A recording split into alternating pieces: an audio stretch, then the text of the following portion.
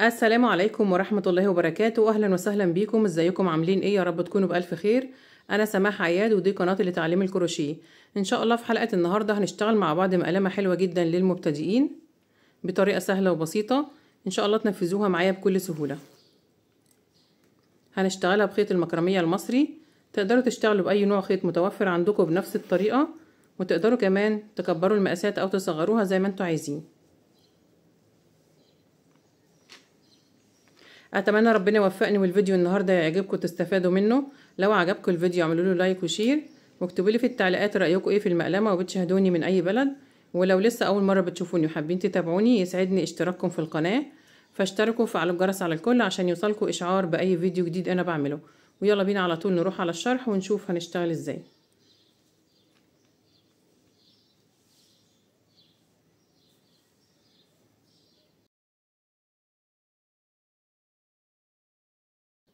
انا هشتغل بخيط مكرميه مصري سمك 3 مللي. هشتغلوا بإبرة رقم 5 ملم. تقدروا تشتغلوا بأي نوع خيط يكون مناسب مع الإبرة المناسبة ليه، وتشتغلوا بنفس الطريقة اللي أنا هشتغل بيها معاكم النهاردة. وتقدروا كمان تتحكموا في المقاسات، تكبروا أو تصغروا حسب المقاسات اللي انتوا عايزينها. هبدأ بسم الله. بسيب حوالي 25 سنتي من الخيط، وبعمل عقدة البداية، وهشتغل 26 سلسلة وهنشوف مقاسهم كام سنتي.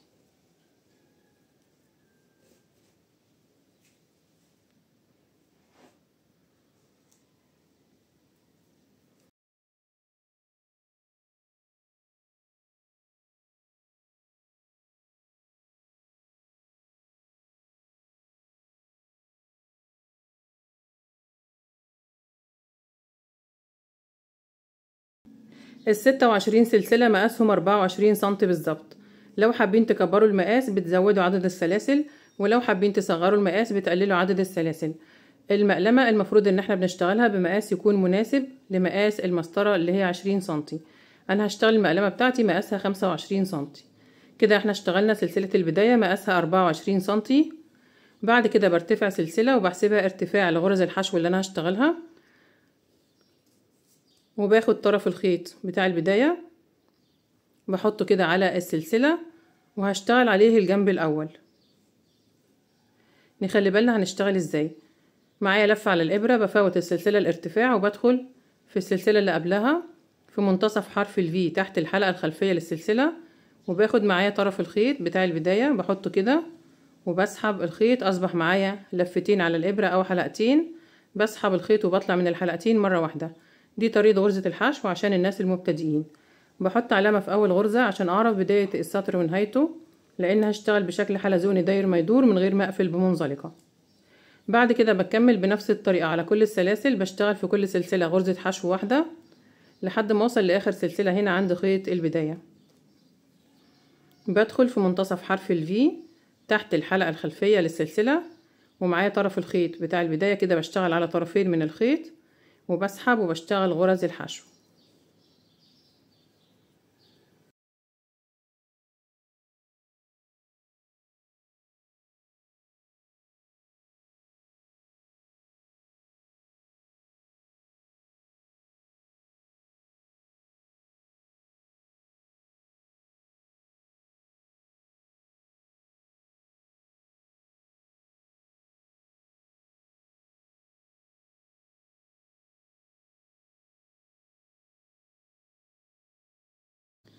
وصلت اخر سلسلة عند خيط البداية هشتغل فيها 3 غرز حشو مع بعض.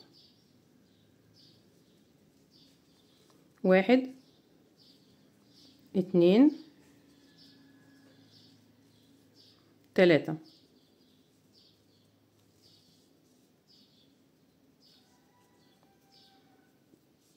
بعد كده بلف على الجنب التاني من سلسلة البداية وبشتغل مع كل غرزة غرزة في نفس المكان لحد ما اوصل لاخر غرزة في السطر الاول عند اول غرزة انا بدأت بيها وحطيت فيها العلامة. بشتغل تحت طرفين برضو من الخيط اللي هما الحلقتين الباقيين من سلسلة البداية. كده انا اشتغلت الجنب الاول على طرفين من الخيط، والجنب التاني هشتغله على طرفين من الخيط الحلقتين الباقيين من سلسلة البداية. يعني بدخل مع كل غرزة في نفس المكان وبشتغل معاها غرزة.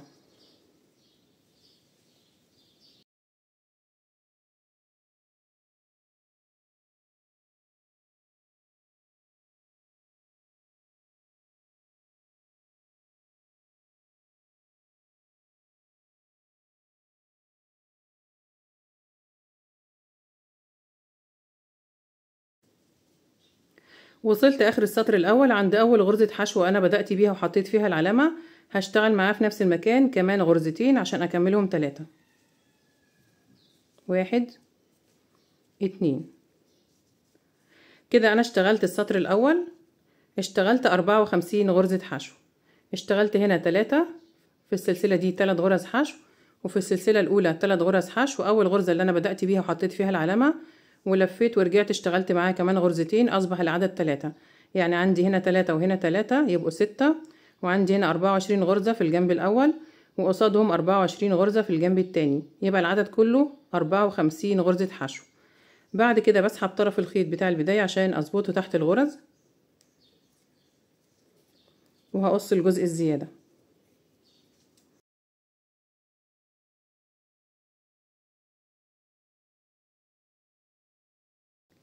بعد كده هبدأ السطر التاني، بشيل العلامة من اول غرزة وبدخل في اول غرزة تحت الحلقتين، يعني تحت حرف الفي في الغرزة كلها، وبسحب الخيط وبشتغل اول غرزة حشو في السطر التاني من غير ما اقفل بمنزلقة، بشتغل على طول حلزوني زي ما اتفقنا. وبعد كده بكمل في كل غرزة غرزة واحدة من غير اي تناقص او تزايد على 54 غرزة لحد ما اوصل لاخر السطر التاني. الشغل كله بعد كده هيكون تحت الحلقتين، يعني تحت حرف الفي.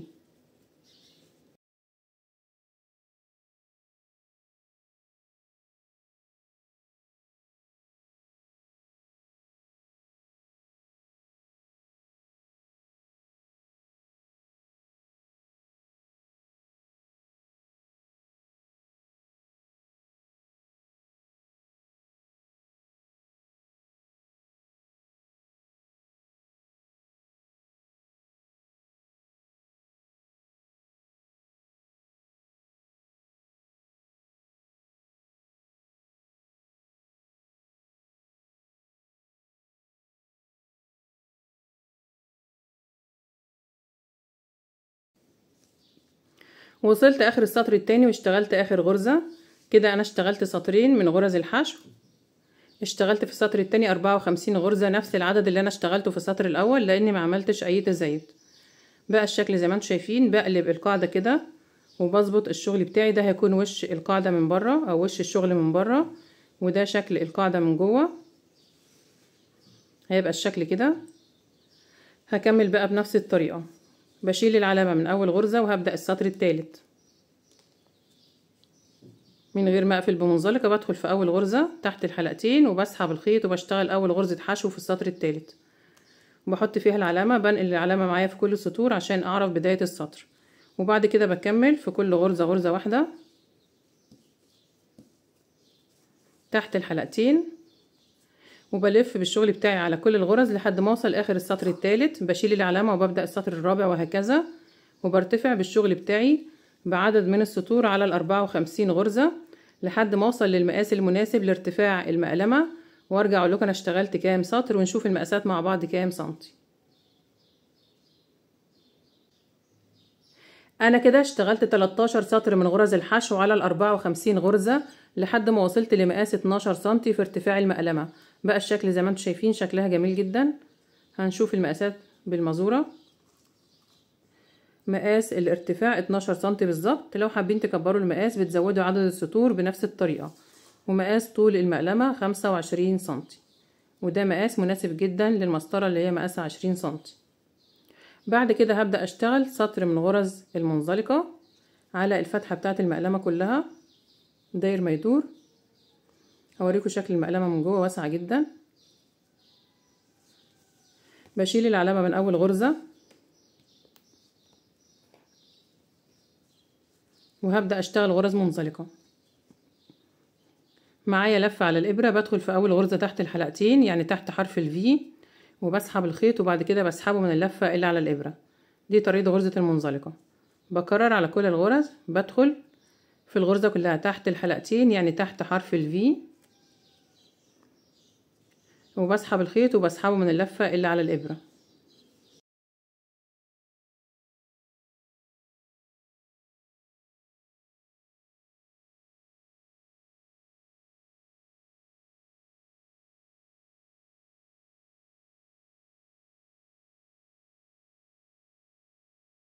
هيبقى الشكل كده. بتدي سمك للسطر الاخير، بتخليه عريض شويه.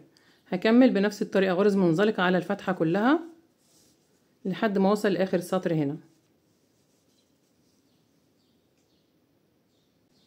وصلت اخر سطر المنزلقه واشتغلت اخر غرزه. هقص الخيط وهقفل الشغل بتاعي. بسيب مسافه كافيه من الخيط عشان اعرف اقفل كويس.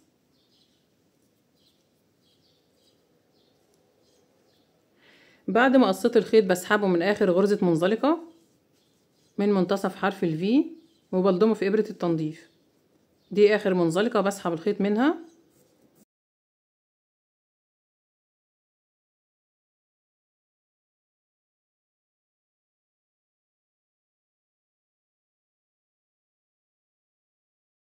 بعد كده بفوت اول منزلقه انا اشتغلتها وبروح على المنزلقه التانية وبدخل بالابره تحت حرف الفي وبسحب الخيط ناحيه جوه وبرجع تاني للمنزلقه الاخيره اللي انا سحبت الخيط منها بعد ما قصيته وبدخل بالابره في منتصف حرف الفي تحت الحلقه الخلفيه للمنزلقه مع غرزه الحشو الاخيره اللي انا اشتغلت فيها المنزلقه الاخيره وبعد بالخيط كده. انا عملت سحبة الخيط دي، عملت غرزة حلت محل المنزلقة الاولى اللي انا فوتها تحت فوقيها يعني. بعد كده بظبط الجزء ده كده عشان ما يبقاش عندي جزء عالي وجزء واطي بالخيط اللي معايا، وبنضف الخيط الزيادة جوه المقلمة.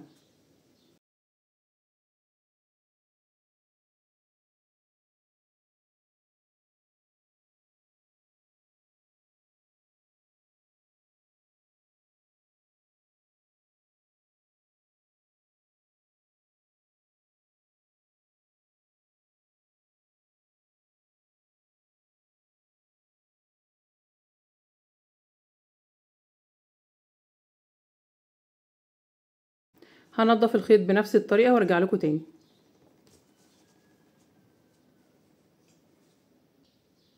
خلاص كده نضفت الخيط الزيادة بإبرة التنظيف جوه المقلمة. بقى الشكل زي ما انتم شايفين، شكلها جميل جدا. وده شكل القاعدة. بعد كده هجيب الخيط الروز وهبدأ اكتب كلمة برنسس. الكلمة مكونة من 8 حروف، هكتبها طبعا بالانجليزي. بحاول بقى اظبط الغرز بتاعتي بحيث الجزء ده كده يكفي ال8 حروف بتوع الكلمة. انا هكتب بغرزة منزلقة بإبرة الكروشيه اللي انا اشتغلت بيها. لو لقيتوا ايديكم مشدودة شوية في المنزلقة تقدروا تكبروا مقاس الإبرة شوية، تشتغلوا بإبرة رقم 5.5 أو 6. هبدأ من هنا كده وهخلي الكلمة في المنتصف بالظبط. هكتب حرف البي. هبدأ من هنا، بسيب 1 2، ببدأ من السطر الثالث من تحت، بعمل عقدة للخيط عشان ما يتسحبش مني، وبسحب العقدة دي كده بالإبرة من جوه. طبعا هسحب الخيط من جوه المقلمة، بتبقى ايدي الشمال جوه وايدي اللي انا بشتغل بيها اليمين فوق كده. بسحب الخيط كده. انا سحبت العقدة من الغرزة الاولى، الغرزة اللي فوقيها بالظبط بسحب الخيط. شايفين الخيط جوه اهو، بسحب الخيط وبعمل منزلقة الغرزة اللي فوقيها. بكرر بقى لحد ما اوصل لاخر غرزة في الحرف اللي انا بكتبه.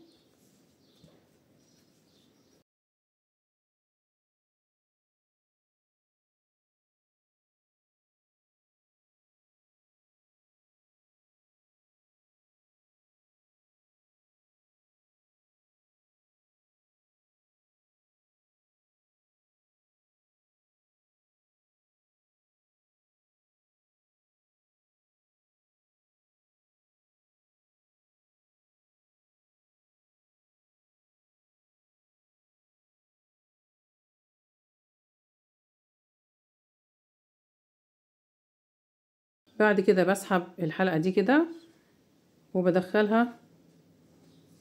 هاخد كمان غرزة هنا مع نفس الغرزة دي كده، وبعد كده بطول الخيط او الحلقة وبسحبها تاني من نفس الغرزة، بدخلها جوه. اخر غرزة انا اشتغلتها دي بسحب منها الخيط. طبعا لو حابين تكتبوا بخيط قطن ارفع من كده، انا بكتب بنفس خيط المكرمية المصري، نفس نوع الخيط. بحب اشتغل الحاجة كلها بنفس نوع الخيط عشان لما تتغسل مفيش حاجة تتغير. لو حابين تشتغلوا بخيط صوف ضد الوبرة، لو لاقيين ان الخيط المكرمية فيه صعوبة في الكتابة، او بخيط قطن مفيش مشكلة. بسحب كده طرف الخيط بتاع البداية اللي كان عند العقد عشان اظبط الغرزة دي.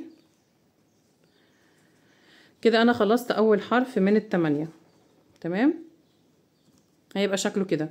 طبعا لو عايزين تقصوا الخيط وتلسعوه بالولاعة وبعدين توصلوا خيط تاني وتكتبوا حرف الار وتكملوا بنفس، كل خيط يبقى منفصل لوحده او كل حرف يبقى الخيط بتاعه منفصل لوحده، مفيش مشكلة. انا بحب اكتب الاسم كله بنفس الفتلة، ما بقصش الخيط. بعمل ايه؟ بوسع الحلقة اللي جوه دي كده، اللي انا سحبتها جوه. بقول لكم برضو على الطريقة اللي انا بشتغل بيها بالظبط. تمام، بوسعها خالص كده، وبجيب شلة الخيط اللي انا بشتغل منها وبعديها كده في الحلقة، وبسحب الخيط. خلاص كده انا ثبته على الحرف الاول اللي انا اشتغلته اهو. طبعا الاجزاء الزياده دي بنضفها بابره التنظيف جوه وبقص اللي زياده، وبعد كده بسحب نفس الخيط من غير ما اقصه. كده انا ثبت الخيط وببدا اشتغل الحرف التاني، حرف الار. هبدا من هنا مثلا، بشوف هنا اخر غرزه، بسيب بس غرزه فاصل بين الحرف والحرف، ولو الكلمه كبيره قوي ما بسيبش فاصل، ببدا على طول. الحرف بتاع البي بيبقى طويل شويه، هبدا من هنا بشتغل برضو بنفس الطريقه. طبعا انا بوريكم الطريقه، بعد كده هظبط الحروف بتاعتي.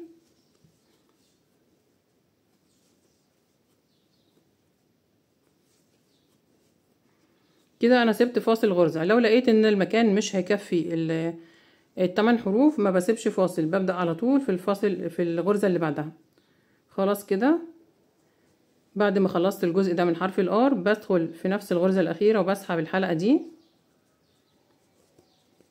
كده، وبرضو بثبت الخيط بنفس الطريقه. عندي حلقه اهي بعدي منها شلة الخيط، او لو المسافه قصيره شويه ببدا اكمل بيها عادي خالص بنفس الحلقه. اسحب نفس الحلقه كده،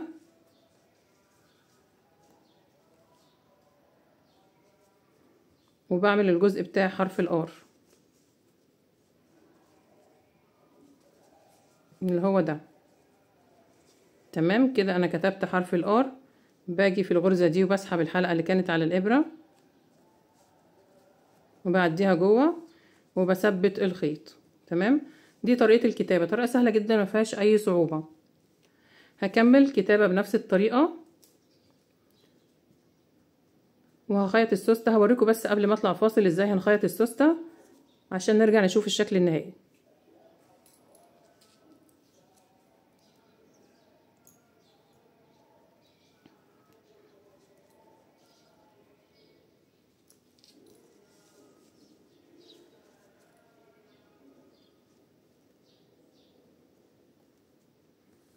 بثبت الخيط من هنا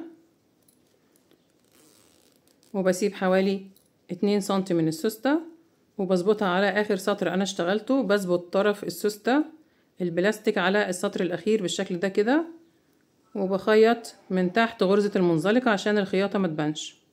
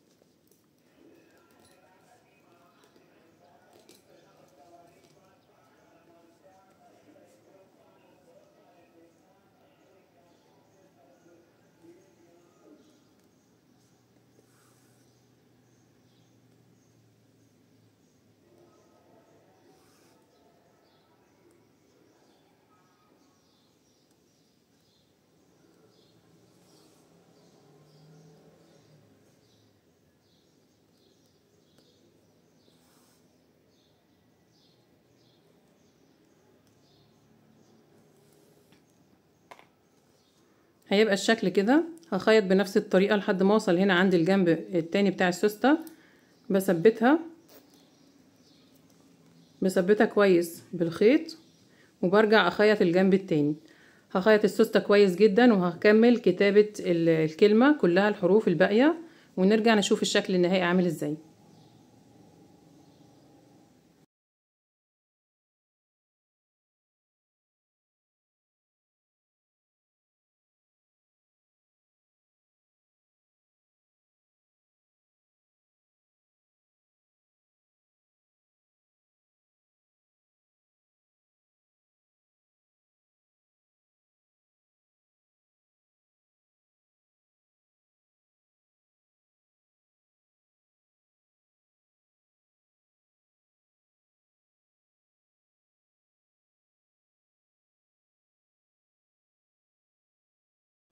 بكده نكون خلصنا المقلمة وخلصنا حلقة النهاردة.